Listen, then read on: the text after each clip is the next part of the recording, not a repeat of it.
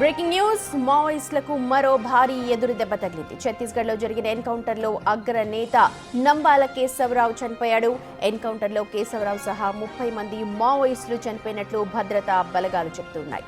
మృతుల సంఖ్య ఇంకా పెరిగే అవకాశం ఉందని అధికారులు చెబుతున్నారు.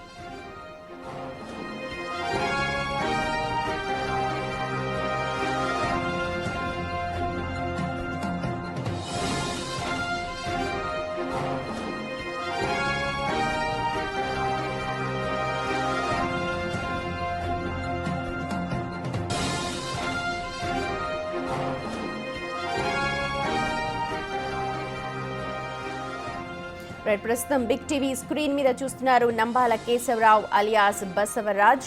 ఆయన సొంత ఊరు శ్రీకాకుళం జిల్లాలోని జియన్నపేట. ప్రస్తుతం ఇతను హతమయ్యాడు. ఇతనితో పాటు దాదాపు 30 మంది హతమైనట్టుగా భద్రతా బలగాలు చెప్తూ ఉన్నాయి. ఇంకా మృతుల సంఖ్య మరింత పెరిగే అవకాశం ఉన్నట్టు చెప్తున్నారు. ఇక నంబాల కేశవరావు గురించి తెలుసుకోవాలనుకుంటే 1955లో ఈయన జన్మించారు. వరంగల్లోని రీజనల్ ఇంజనీరింగ్ కాలేజీలో ఇంజనీరింగ్ కూడా పూర్తి చేశారు. ఇక 1970ల నుంచి నక్సలైట్ ఉద్యమంలో కేశవరావు చాలా చురుగ్గా ఉన్నారు. 1987లో బస్తర్ అడవుల్లో ఆయనకు ఎల్టీటీఈ శిక్షణ ఇచ్చింది. ఎల్టీటీఈ నుంచి ఆయన శిక్షణ తీసుకున్నారు.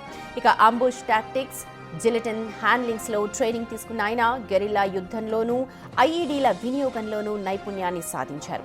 1992లో పీపుల్స్ వార్ సెంట్రల్ సెక్రటరీ కమిటీగా సభ్యుడిగా, అలా తర్వాత 2004లో Maoist party central committee commission హెడ్గా, పొలిట్ బ్యూరో సభ్యుడిగా కూడా నియమితులయ్యాడు.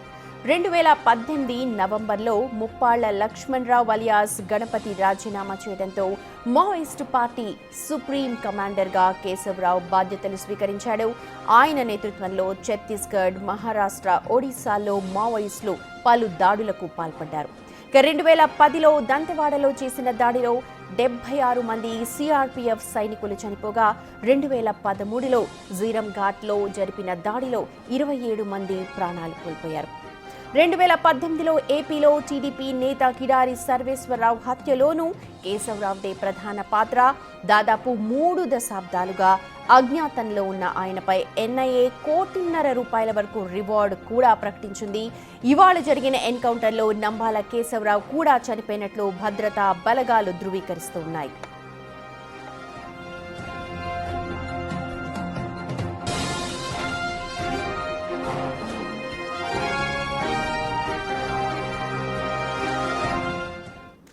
రైట్, ఎన్కౌంటర్కి సంబంధించిన మరిన్ని అప్డేట్స్ అందించడానికి అసోసియేట్ ఇన్పుట్ ఎడిటర్ నగేష్ సిద్ధంగా ఉన్నారు. నగేష్, చాలా ఉన్నత స్థాయిలో ఉన్న వ్యక్తి, అలాగే 3 దశాబ్దాలుగా నక్సలిజాన్ని ఏలిన వ్యక్తి ప్రస్తుతం చనిపోయినట్టుగా భద్రతా బలగాలు ధృవీకరిస్తున్నాయి. ఒకసారి ఓవరాల్ ఎన్కౌంటర్కి సంబంధించిన అనాలిసిస్ చెప్పండి. మావోయిస్టు పార్టీకి భారీ ఎదురు దెబ్బ. 2 అగ్రనేతల్ని వాళ్ళ కోల్పోయింది మావోయిస్టు పార్టీకి సంబంధించిన ఈ మధ్య కాలంలో ఆపరేషన్ కగార్ అయితే వచ్చే సంవత్సరం 2026 మార్చ్ అంటే కంప్లీట్ క్లోజ్ చేస్తాం, ఒక్క మావోయిస్ట్ను కూడా దేశంలో లేకుండా చేస్తామని చెప్పి అమిత్ షా చెప్పిన ప్రకారమే ఇవాళ జరిగిన బస్తర్ జిల్లాలో 4 జిల్లాలను కలుపుకొని ఉమ్మడి భద్రతా దళాలు పూర్తిగా ఎన్కౌంటర్లో పాల్గొన్నాయి. 30 మంది నక్సల్స్ ప్రస్తుతం మరణించినట్టుగా సమాచారం అందుతోంది. నారాయణపూర్తో పాటు బీజాపూర్, దంతెవాడ, కొండగావ్ జిల్లాల నుండి కూడా ఉమ్మడి ఆపరేషన్ కోసం భారీగా భద్రతా బలగాలు మోహరించి నిన్నటి నుంచి ఎన్కౌంటర్ కొనసాగిస్తున్నాయి. కానీ వాళ్ళ ఎన్కౌంటర్ సంబంధించి బయటకు సమాచారం అందించిన పరిస్థితి. ఇందులో సెంట్రల్ కమిటీ కార్యదర్శి నంబాల కేశవరావు అలియాస్ గగన్న అలియాస్ బసవరాజు కోల్పోవడం అనేది మావోయిస్టు పార్టీకి భారీ ఎదురు దెబ్బని చెప్పచ్చు. 1970s ప్రాంతంలో మావోయిస్టు పార్టీకి ఎంటర్ అయిన నంబాల కేశవరావు మావోయిస్టు పార్టీని చాలా వరకు తను ముందుండి నడిపించాడు. ఎన్నో భారీ ఆపరేషన్లు నిర్వహించడం కూడా చాలా కీలక పాత్ర పోషించిన పరిస్థితి. 1955లో ఆంధ్రప్రదేశ్లోని శ్రీకాకుళం జిల్లా జియన్నపేటలో జన్మించిన ఆయన వరంగల్ ఆర్ఈసీలో ప్రస్తుతం నిట్గా పిలువబడుతుంది. అందులో బిటెక్ పూర్తి చేశారు.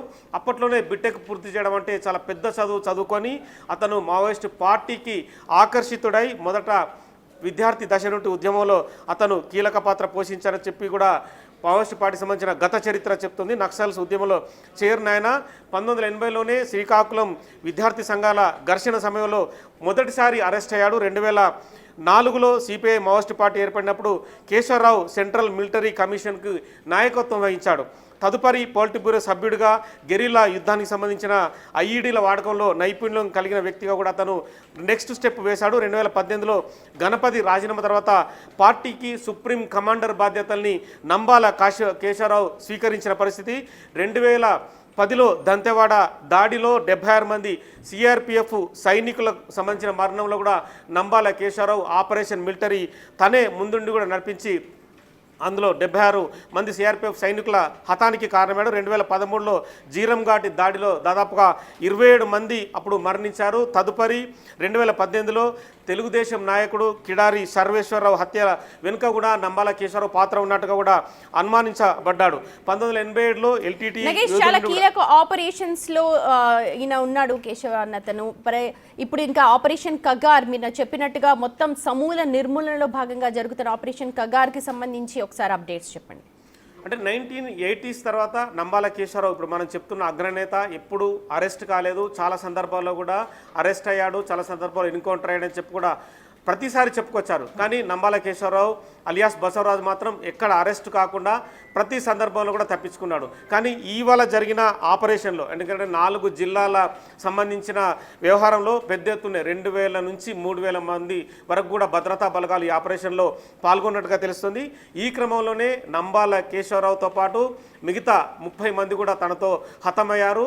నంబాల కేశవరావు తర్వాత నెక్స్ట్ లెవెల్ నేత కూడా ఉన్నట్టుగా కొంత సమాచారం అందుతుంది. అతను ఎస్జెడ్సి సంబంధించిన పోస్ట్లో ఉన్నట్టుగా కూడా చెప్తున్నారు. నంబాల కేశవరావు అయితే కేంద్ర కమిటీ కార్యదర్శిగా ప్రస్తుతం అయితే విధులు నిర్వహిస్తున్నాడు. అతను ఆపరేషన్ చేశాడంటే ఖచ్చితంగా పోలీసులు అర్థం కావాల్సిందన్న రీతిలో మావోయిస్ట్ ఆపరేషన్ కొనసాగుతుంది. సో గత నెల కూడా 30న కూడా సుందర్రాజ్ బస్తర్ ఐజీ కూడా ఇప్పటికీ అంటే గణాంకాల ప్రకారం అయితే ఆపరేషన్ కగార్ కొనసాగుతుంది. 2024 నుండి ఇప్పటి వరకు అయితే 656 మంది మావోయిస్టులు అరెస్టులు, అలాగే ఇందులో 141 మంది ఆ ఎదురుకాల్పుల్లో మృతి చెందినట్టుగా చూపించారు. 2025 జనవరి మార్చి వరకు కూడా 153 మంది అరెస్టు, 150 మంది లొంగుబాటు కూడా చూపించారు. మొత్తం ఓవరాల్గా 377 అంటే ఇప్పటికీ 400కు పైగా ఎదురుకాల్పులో మృతి చెందినట్టుగా చూపించారు. ఈ మధ్యలో కర్రెగుట్టల్లో కూడా ఆపరేషన్ కగార్ నిలిపివేస్తున్నట్టు భద్రతా బలగాలను కూడా వెనక్కి పంపించారు.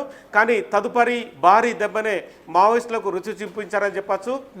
ఇప్పటికే మావోయిస్టు పార్టీ కూడా చాలా సందర్భాల్లో తమకు సంబంధించిన సానుభూతి పరులు, ప్రజా హక్కుల సంఘాలు, పౌర హక్కుల సంఘాలతో కూడా రెగ్యులర్గా ప్రతి జిల్లాలో మీటింగ్లు నిర్వహిస్తూ ఆపరేషన్ కగార్ ఆపేయాలి, శాంతి చర్చలకు సిద్ధమని చెప్తోంది. కానీ కేంద్ర ప్రభుత్వం కానీ రాష్ట్ర ప్రభుత్వాలు కానీ ఎక్కడ కూడా ఏ రాష్ట్ర ప్రభుత్వం కూడా ఆపరేషన్ కగార్కు సంబంధించి తాము చర్చలకు వెళ్తామని చెప్పలేదు. కానీ ఈ మధ్యనే తెలంగాణకు సంబంధించిన ముఖ్యమంత్రి రేవంత్ రెడ్డి ఆపరేషన్ కగార్కి సంబంధించి కేంద్రానికైతే ఒక లేఖ రాశారు. చర్చలకు సంబంధించి కూడా ముందుకెళ్లాలని చెప్పారు. అంటే కొంతమంది పౌర హక్కుల సంఘాల నేతలు రేవంత్ రెడ్డి కలిసిన తర్వాతనే ఈ ప్రతిపాదన ముందుకెళ్ళింది. కానీ కేంద్రం మాత్రం ఆపరేషన్ కగార్ని కొనసాగిస్తున్నట్టుగా స్పష్టం చేస్తుంది. ఆపరేషన్ కగారు ఖచ్చితంగా 2025 అంటే ఈ మధ్య జరుగుతున్న సంబంధించి మొన్న మార్చి నుంచి నెక్స్ట్ మార్చి వరకు మార్చి 25 వరకు కూడా ఈ ఆపరేషన్ కొనసాగుతుంది. భారతదేశంలో ఏ రాష్ట్రంలో కూడా ఖచ్చితంగా మావోయిస్టులు లేకుండా ఏరివేస్తామని చెప్తుంది. ఈ క్రమంలోనే అగ్రనేతలను టార్గెట్ చేశారని చెప్పచ్చు.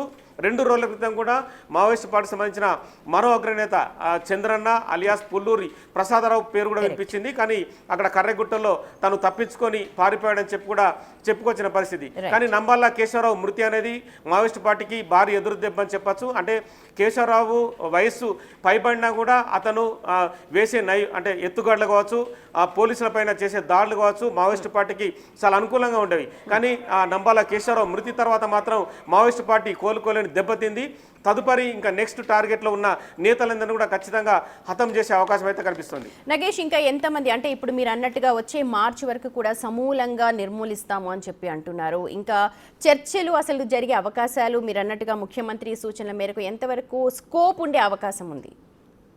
అంటే చర్చలకు సంబంధించి ఇప్పటికైతే అంటే కేంద్ర హోంశాఖ మంత్రి అమిత్ షా చేసిన ప్రకటన ప్రకారం అయితే చర్చలకు ఎక్కడ సంసిద్ధంగా ఉన్నట్టు కనిపిస్తలేదు. అంటే భారతదేశంలో ఉన్న 29 రాష్ట్రాలకు సంబంధించిన ముఖ్యమంత్రులు కావచ్చు, హోంమంత్రులు కావచ్చు ప్రతిపాదనకు అంటే ఎక్కువ రాష్ట్రాలు ఒప్పుకుంటేనే కేంద్రం ఒకవేళ తలొగ్గుతుంది. కానీ గతంలో జరిగిన విషయాలు చూస్తే కనుక గతంలో రాజశేఖర్ రెడ్డి ఉమ్మడి ఆంధ్రప్రదేశ్లో తాను ముఖ్యమంత్రిగా ఉన్న సమయంలోనే చర్చలకు చాలామంది అగ్రనేతలు రామకృష్ణ కావచ్చు, నంబాల కేశవరావు, ఇందులో అంటే ఇంకా చాలామంది ఎన్కౌంటర్ అయిన నేతలు ఉన్నారు, గణేష్ కావచ్చు, వాళ్ళందరూ అటెండ్ అయ్యారు. తదుపరి తదుపరి ఆ చర్చల తర్వాత చాలామంది అగ్రనేతల వాళ్ళ లీక్ అయ్యాయి. వాళ్ళంతా కూడా ఎన్కౌంటర్లో రకరకాల సందర్భంలో హతమైన పరిస్థితి. తదుపరి చాలామంది అగ్రనేతలు కూడా లొంగిపోయారు. కానీ చర్చలకు సంబంధించి కూడా ఇప్పటికీ హోంమంత్రి అమిత్ షా చర్చలకు సానుకూలంగా కానీ ఎక్కడ లేనట్టుగా కనిపిస్తుంది. ఎందుకంటే చర్చలకు అనుకూలంగా ఉన్నట్టు కూడా ఎక్కడ కూడా వాళ్ళు ముందుకు రావడం లేదు. అంటే చాలా సందర్భాల్లో కూడా బీజేపీ పార్టీకి సంబంధించిన నేతలు కావచ్చు, వాళ్ళందరూ కూడా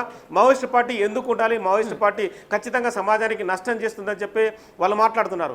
ఈ క్రమంలో ఒక తెలంగాణ ముఖ్యమంత్రి రేవంత్ రెడ్డి చేసిన ప్రతిపాదనను కూడా వాళ్ళు పరిగణలోకి తీసుకుంటారా లేదని కూడా నెక్స్ట్ స్టెప్లో చూడాలి. కానీ ఖచ్చితంగా ఎన్కౌంటర్లు కొనసాగుతున్నాయని చెప్పి ఇప్పుడు ఉన్న విషయం అయితే స్పష్టమవుతుంది. ఛత్తీస్గఢ్ కావచ్చు, బీజాపూర్ కావచ్చు, మహారాష్ట్ర, దంతేవాడ, సో మొత్తం ఓవరాల్గా అంటే తెలంగాణ ఆంధ్రప్రదేశ్ బార్డర్లో ఉన్న రాష్ట్రాలన్నీ కూడా ఎన్కౌంటర్కు సంబంధించిన మూవ్మెంట్నే కొనసాగిస్తున్నాయి. ఒక కర్రెగుట్టలో భద్రతా బలగాలు వెనక్కిపోయినా కూడా మిగతా రాష్ట్రాలు ఛత్తీస్గఢ్, మహారాష్ట్ర, మిగతా రాష్ట్రాలు మాత్రం ఖచ్చితంగా ఆంధ్ర, ఒరిస్సా బార్డర్ కావచ్చు ఈ రాష్ట్రాల్లో ఎన్కౌంటర్ కొనసాగుతుంది అనేది కూడా స్పష్టమవుతుంది. ఇప్పటికే ఐజీ అంటే బస్తర్ ఐజీ సుందర్ రాజు కావచ్చు, మిగతా ఛత్తీస్గఢ్లో ఉన్న ఎస్పీలు వాళ్ళందరూ కూడా ఎన్కౌంటర్కే మొగ్గు చూపుతున్నారు. చాలా ఇన్ఫర్మేషన్ కూడా భద్రతా బలగాలు సేకరించాయి. ప్రతి చోట డ్రోన్ల వినియోగంతో పాటు ప్రతి సందర్భంలో కూడా వేలాది మందిగా భద్రతా బలగాలు చొచ్చుకొని పోవడం కూడా మావోయిస్ట్ పార్టీకి ఎక్కడ అంటే వాళ్ళకి ప్లేసెస్ కూడా దొరకకుండా వాళ్ళని వెతికి కూడా ఎన్కౌంటర్ చేసే పరిస్థితి కనిపిస్తుంది. ఇప్పటికే చాలామంది సానుభూతి పరులు వివిధ రాష్ట్రాల్లో కూడా లొంగిపోతున్నారు. ఖచ్చితంగా అంటే ప్రభుత్వం చెప్పేది ఏంటంటే సామాజికంగా ఎదుగుదల ఉంది, అనవసరంగా మీరు మావోయిస్ట్ పార్టీ బాట పడుతున్నారనే విషయాన్ని ప్రభుత్వాలు చెప్తున్నాయి. ఈ క్రమంలోనే ఎన్కౌంటర్కే ప్రభుత్వం ముందుకు వెళ్తుందనేది మాత్రం ఇప్పుడు జరుగుతున్న తాజా ఎన్కౌంటర్ అయితే స్పష్టం చేస్తుంది.